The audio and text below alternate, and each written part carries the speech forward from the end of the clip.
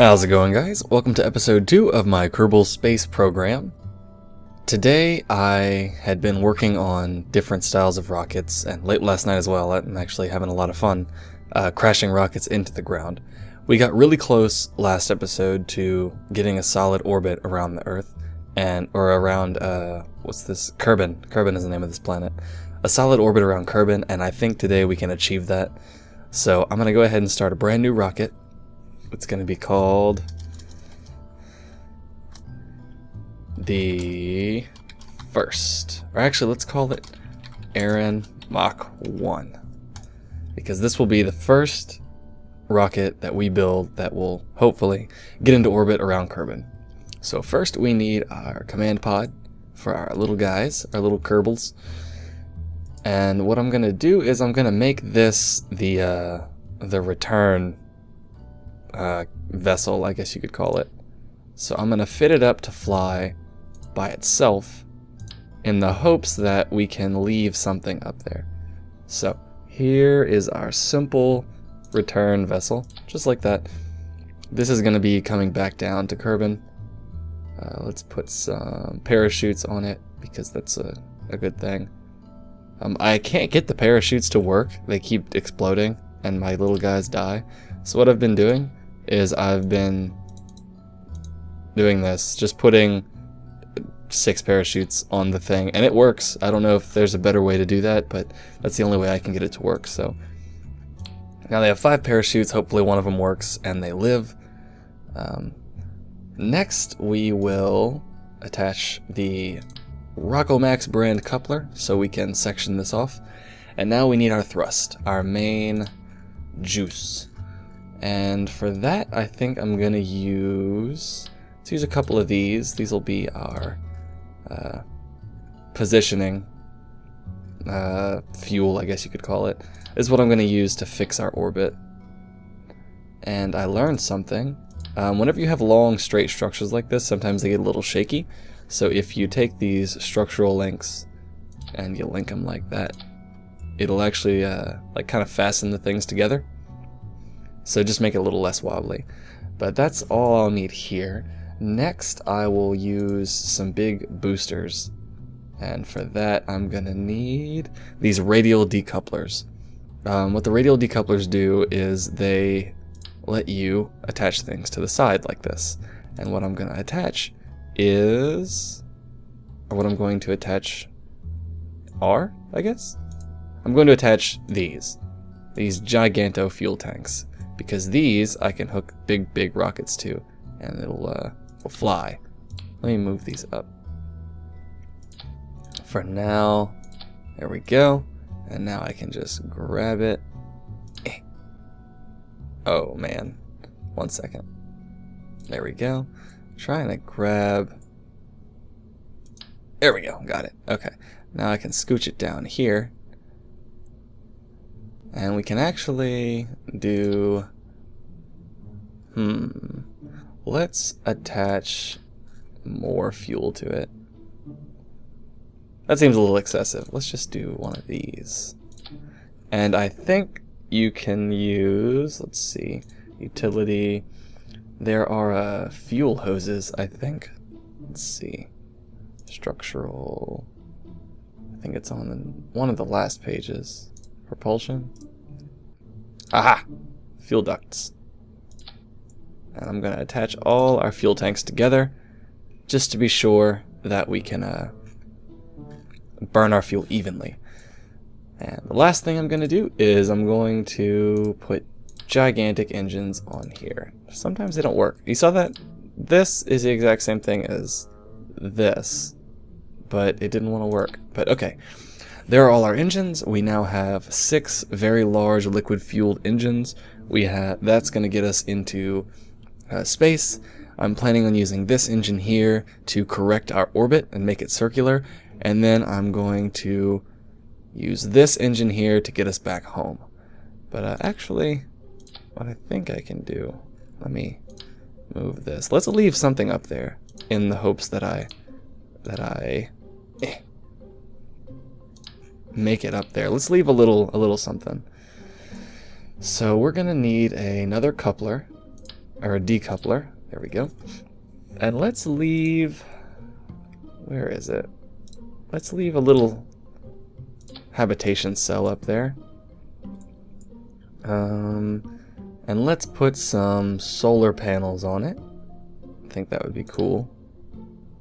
Let's put four solar panels. And some battery packs. There we go. And we need a decoupler ring, or a docking port, that's what it's called. And this will allow us to attach something else to it. If we get it up there, we'll be able to hook things up to it. So let's give them something else. A xenon container. I don't think we need that. I think that's it. I think we're good. Let's put some lights on it. Lots of lights. There we go. Mobility enhancer. Yep. I think we're good. Let's hook it up and hope for the best. Alright, now we have to set up our staging. Last time my staging failed sometimes. It's because I wasn't specifying how I wanted my staging done. I didn't know you could move these things around and tell it specifically how you want your staging. So in my first stage, I want, actually, before I do that, I want to make this thing touch the ground. Oh, too low. I don't know if there's a better way to do this. I haven't figured it out yet. Okay, I want these things. What these are going to do is they're going to hold it up until I'm ready to blast off. There we go. They're going to hold it up. And on our first stage, we want not just these to pop off. We want these engines to activate as well. So I have my 5 engines here, and you can see they highlight my 5 engines here and my 1 engine there, are these 6 engines. I want to move the supports to this 4th stage, so when these let go, these also blast off, or ignite. I keep saying blast off. After that, we want these radial decouplers in here to disconnect, and this engine to fire off. Right now that's separated into 2 stages. So what I'm going to do is I'm going to take this engine and I'm going to drag it to this stage. So now our first stage, these supports disconnect and these engines fire, getting us into space hopefully. Second stage I activate, these radial decouplers will bust off, decoupling us from these large fuel tanks, and then this fuel and this rocket will take over from there. After that, our next stage will be, we actually don't need this decoupling to happen. I actually don't need a decoupler right there. There's really no reason to, let's see, move that, get that out of here. There we go. This can really stay attached. It doesn't really need to be decoupled because we can maybe fill this up with fuel later. I don't know. But let's throw that away. So then the next stage will decouple our pod and return fuel from the little habitation thing we're going to put in space. And then the last stage has us deploying parachutes and activating the engine. That's bad. I want the engine to activate and then the parachutes to be on their own stage. So, actually we should probably put another stage. We probably want this to be able to disconnect from the weight of the fuel. So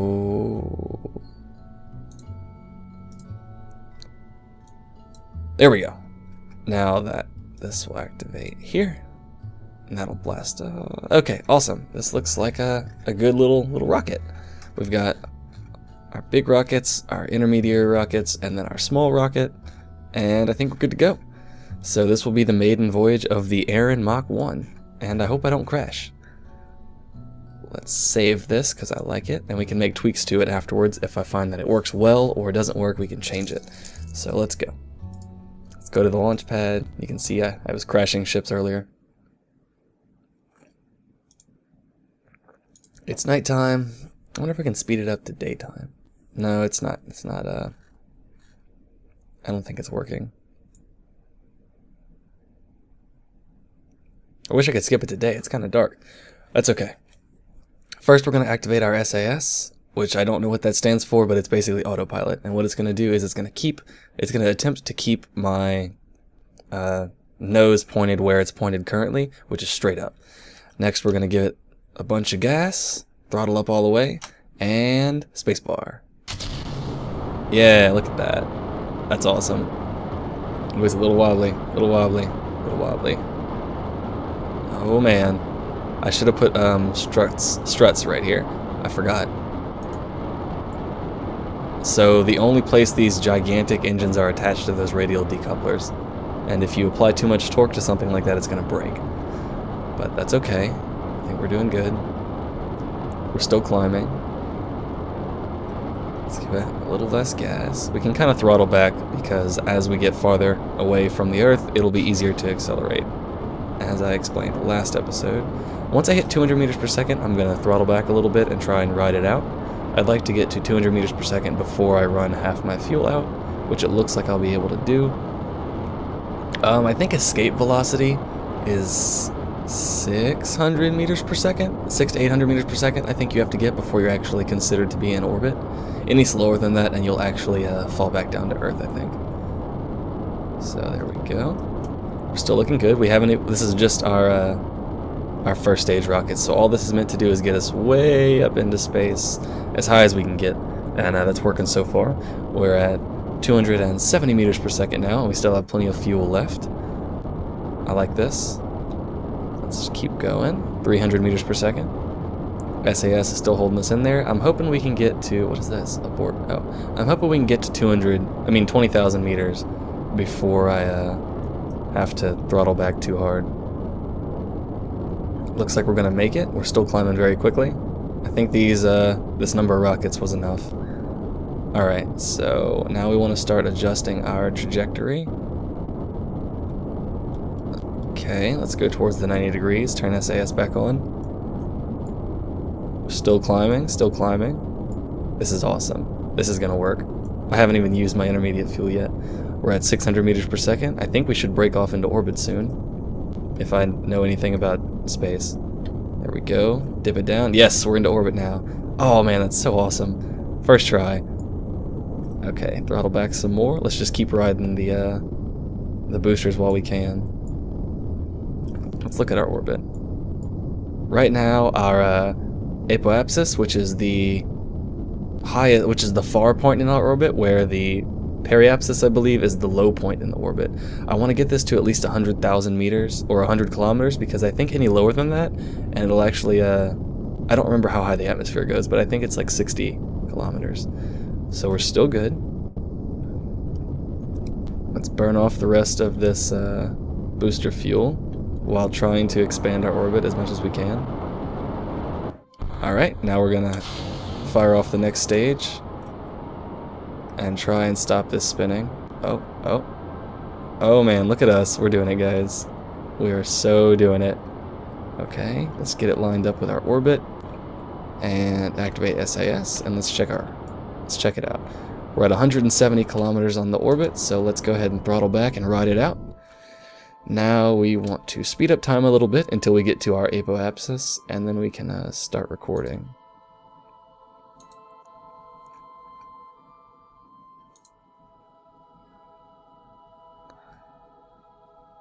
Alright, let's cut it short a little bit. Okay. Oh, why is my focus curving now? There we go. Because we actually have to gain speed. Let's give it a little bit of juice, so we actually have some thrust to work with. Try and nose it down, and I think we should be able to make it into orbit. Alright. Oh man, it's a lot of momentum. It's hard to steer. Alright. SAS and throttle. And we should see our orbit widen.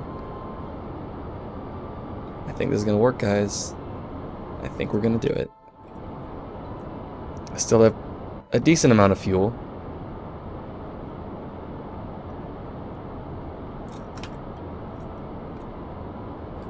Alright, let's nose it down a little bit. Try and keep it in that little yellow thing. I don't remember what it's called. Prograde, I believe. Yeah, prograde is along your orbit in a forward direction. I think retrograde is along your orbit in the other direction. So if you accelerate prograde, it's going to increase the size of your orbit, whereas if you accelerate retrograde, it's going to shrink the size of your orbit because you're slowing yourself down in respect to your current orbit. So we still got plenty of fuel. That's awesome. And we've almost, I think we're almost at a circular orbit. I'm not sure. Actually, this will be an important number because we'll be able to see that's the speed that we need to achieve at this height to orbit the Earth. Oh yeah, look at that. I just hit half my fuel. But I want to be careful not to dip into my return fuel because I'd like to get back home. Alright. Looking good. I'm hoping I didn't wait too long and we can actually break. See this? See how it's expanding faster on this side and not that fast on this side? I think I'll have to change my orbit a little bit. Let's do it like that. There we go. I'm really hoping I can whip around this side right here. It looks like we'll be okay. I think we're okay. Oh, look at that. Here it comes. I had to pull up a little bit more so we can kind of widen it out on this side. And we should see the periapsis come around right here. This is 200 kilometers. And the periapsis, I'd like to get... Oh, there it is. Look at that. We're in orbit now, guys. We did it. I'm going to try and get the periapsis to around 100, 120 kilometers before I cut back, so I have some leeway. Let's see. There we go. Alright. We did it. We're in orbit. Bam, just like that, guys. And we're on the dark side of the Earth. Let's get us to the light side. There we go. We got 135 kilometers of space below us. I think we're golden. We would now just stay in orbit indefinitely, I believe. There she blows. Our beautiful, beautiful thing.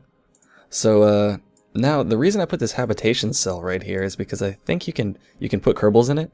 And then with this, I can attach anything that I'd be able to get into space to it as well. And I'm still gaining altitude, so... Oh, that's because I'm on the back side of my orbit. So let's get one... Ooh, I didn't put ladders on here. This might be rough. Let's get Bill. Actually, no, I like Jebediah. Jebediah is going to be our orbit commander. Oh, nope, don't float away. Okay. I should have put ladders along the side right here. Down to here, but I think he's just going to have to wing it. Whoa, look at him go. Alright, let's turn on our little jetpack. Let's try and keep it slow. Alright.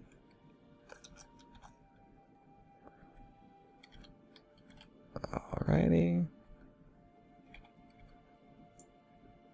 Where's the door?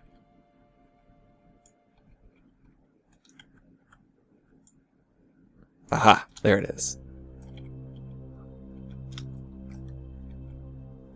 Almost there.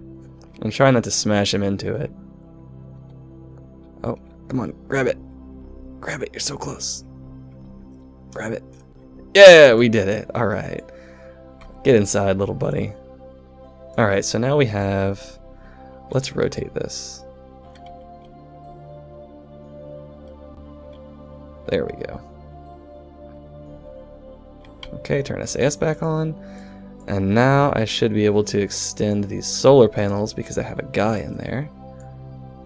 There we go. Look at that. I don't know if the solar panels are actually doing anything, but I put solar panels and battery packs on my ship, so I'm going to assume that something will happen. There we go. These are fully charged. I think they come fully charged. Let's turn the lights on. Does that waste battery power? Let's turn all the lights on. I think with solar power we should be okay. There we go. That's awesome. I'm so excited right now. Got someone in orbit. Now, the next part that we have to do that's just as important is we have to wait until we are at the periapsis of our orbit, which is the lowest point in our orbit. And then we're going to take this part here and we're going to burn retrograde, which means we're going to accelerate as much as we can retrograde in an attempt to slow our orbit down enough to be recaptured by Earth's gravity. So let's take a look at the map. Looks like we're headed towards the apoapsis right now, so I'm going to go ahead and speed time up. And our apoapsis is 367 kilometers from Earth, or the surface of Earth. Alright, now what I'm going to do is I'm going to slow down time, and I'm going to actually detach right here. Decouple. And I'm gonna fire this off just a little bit, just to get us away from... There we go. Now that's in orbit, and our little pal Jebediah is a space cadet now. Alright, so now it's time to go back home. Let's do this. We shouldn't be... Okay. That's far away from us, 6 kilometers. I was just worried. Oh no, oh no, oh no, oh no, oh no. Oh, I missed it. Okay. Gotta go back around again. I missed it the first time. Okay. Getting close. Now let's go to real time, and we're going to burn retrograde. That's prograde. We want the green one. Should be on the opposite side of the sphere. There it is. Okay. We're going to turn on SAS, and we're going to burn. And you'll be able to see our orbit shrink. There's the orbit of the habitation module. The white circle there, and the blue circle is our current orbit. And contact. Let's try and land on land. Oh, watch this. This is going to be cool. I'm going to try and land on that little peninsula. That's Florida. I'm going to land in Florida. Let's see. Can I do it? I don't think I can. Let's go for a more modest goal. Let's go for the bigger landmass. It's going to be a night landing.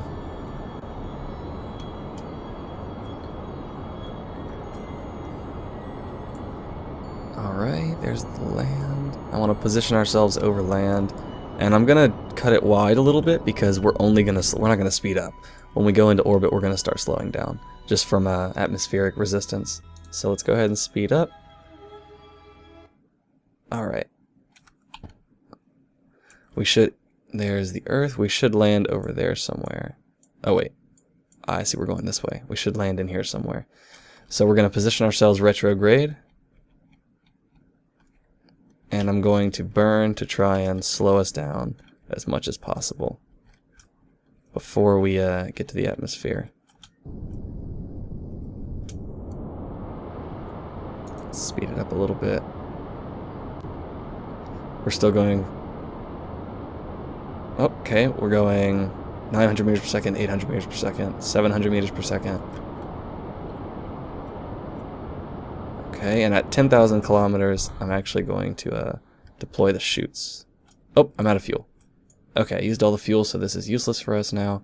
Let's go ahead and decouple this. And let's deploy the parachutes. And I think we'll be okay. I hope at least one of those parachutes catches us. I think parachutes deployed around 30 meters per second. And it looks like we're going to be okay. Alrighty. Yeah, look at that. First parachute deployed, so they're definitely not going to die. And can we get the other 4 to deploy? Maybe not. Maybe these need to be going faster. Parachutes have deploy speeds. If you're not going fast enough or you're too high altitude, they just won't deploy. They'll curl up and be like a string. Like if you fell holding a blanket, that's what they do. Alright, let's speed time up a little bit more. These guys should land safely on the ground. And then we're going to do a... I know what I'm going to do. Let's wait for these guys to land. See, there they go. All 5 parachutes deployed. I don't actually have a good sense of how high 500 meters is. I live in America, so we don't use meters that frequently. Well, I do. Any of the scientific disciplines usually use the metric system. I found out recently there's only 3 countries that still use the English system of measurement, like the foot-pound. The rest of the countries in the world use the metric system, which makes sense. The metric system's way easier It's a lot easier to work with. Alright. One small step for Bob. Woo! Hold on. How do I... Wait, I wanna get the rest of them, my guys. Oh, is it not gonna let me? Oh man, I wanna get Bob out of here. Okay, well I guess... Oh, what? I can repack the chute? Oh, that's awesome. I didn't know I could do that. Okay, well this has been... Can I plant a flag? Oh, I'm planting a flag. Hey, why don't you turn? Stop that. What are you doing?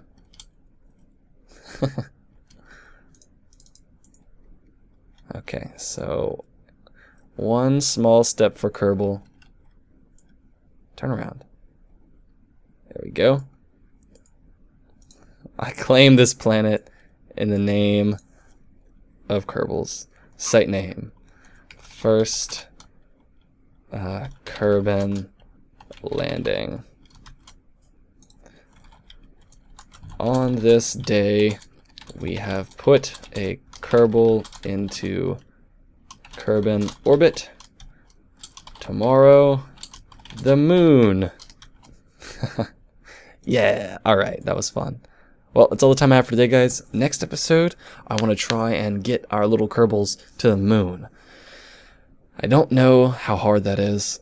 I've done it in the tutorials, but it seems, I think it's definitely doable. Because when you have, what was it? Apoapsis was 300 kilometers, I believe, something like that. It wouldn't take that much more fuel to get our apoapsis to overlap the moon's orbit. The hard part would be getting back from the moon. I don't think I'd be able to do that yet. But at the very least, we'll get into moon's orbit, and maybe we'll land something on the moon. But thanks for watching. I'm Aaron, and I'll see you next time.